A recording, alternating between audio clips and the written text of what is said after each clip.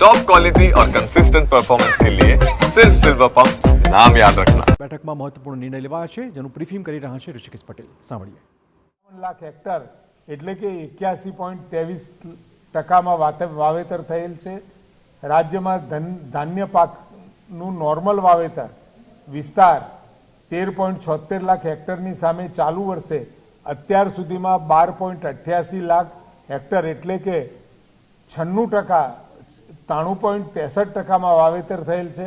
ડાંગરમાં પણ 3 વર્ષની સરેરાશ 8.75 લાખ હેક્ટરની સામે ચાલુ વર્ષે અત્યાર સુધીમાં 8.44 લાખ હેક્ટર એટલે કે 96.30%માં વાવેતર થયેલ છે. મકાઈમાં પણ 2.85 લાખ હેક્ટરની સામે 2.72 લાખ હેક્ટર એટલે કે 95.42%માં વાવેતર થયેલ છે. રાજ્યમાં કઠોળ પાકમાં પણ કુલ 3.48 લાખ હેક્ટર એટલે કે 86.46%માં વાવેતર થયેલ છે અને ઘાસચારામાં પણ 75%નું વાવેતર થયેલ છે. આમ ખરીફ ઋતુમાં એકંદરે જે વાવેતર દર વર્ષે થાય છે ખૂબ સંતોષકારક પણ આ વાવેતર થયેલું છે.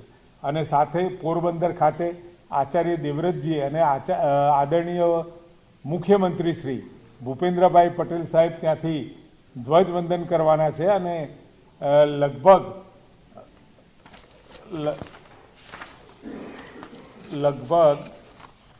174 કરોડના 43 જેટલા વિકાસના કામોની ભેટ આપવાના છે.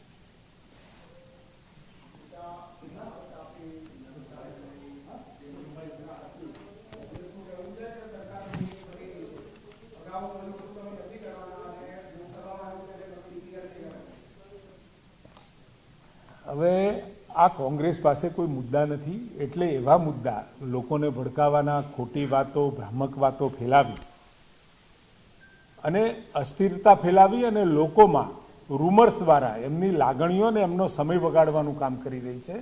હકીકતમાં